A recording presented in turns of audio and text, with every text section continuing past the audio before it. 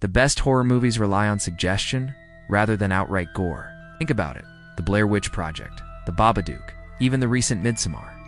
Those movies didn't need jump scares or blood and guts to terrify their audience.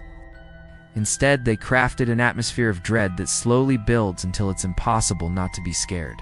And while I don't think anyone would mistake a found footage film for a high art cinema, its scares are effective because of how grounded in reality they are.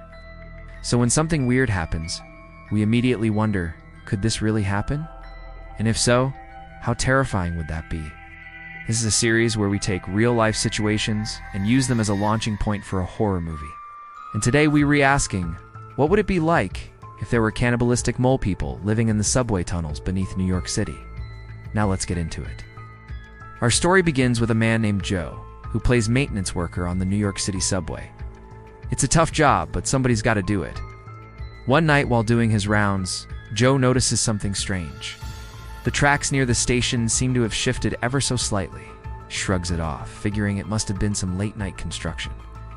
As he makes his way home through the labyrinthine tunnels, he notices more and more unsettling things. Tracks buckled and broken. Power lines ripped from the walls. And the graffiti, usually so ubiquitous as to be considered its own unofficial art form, was completely absent from these tunnels. Something big had definitely happened here.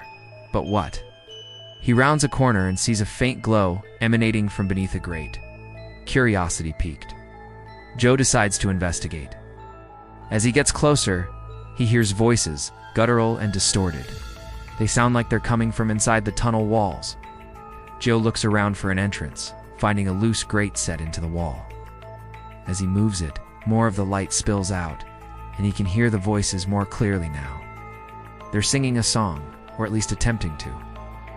It sounds like nursery rhyme, but twisted and distorted, like a funhouse mirror, reflecting an innocent image back at you. Cautiously, Joe pushes the grate open and climbs in. Emerging into a vast cavern, he finds himself surrounded by hundreds of mole-like people. They're gathered around a fire made from twisted metal and old electrical wires. Their skin is a sickly gray color, and they seem to subsist on a diet of raw meat. Their eyes lock onto Joe, and they begin to stir, drawn to him like moths to a flame. One of the creatures, larger than the others, with a cruel-looking gash of a mouth, stands up and bellows, and Joe realizes with a jolt that they're singing to him. Their song is an invitation, but one he knows he cannot accept. Whatever is down here wants him to join their cannibalistic cult, and he does not want to stick around and find out why. He turns to leave, but the creature steps in his way. With a sudden movement, it knocks Joe to the ground and snarls, and Joe scrambles backwards. He needs to get away, but there's no way out. The tunnels are pitch black, and he can't navigate them without the lights. And besides, he can feel their eyes boring into him, watching his every move. The creature takes a step forward, and Joe instinctively raises his hands in defense, but it doesn't attack.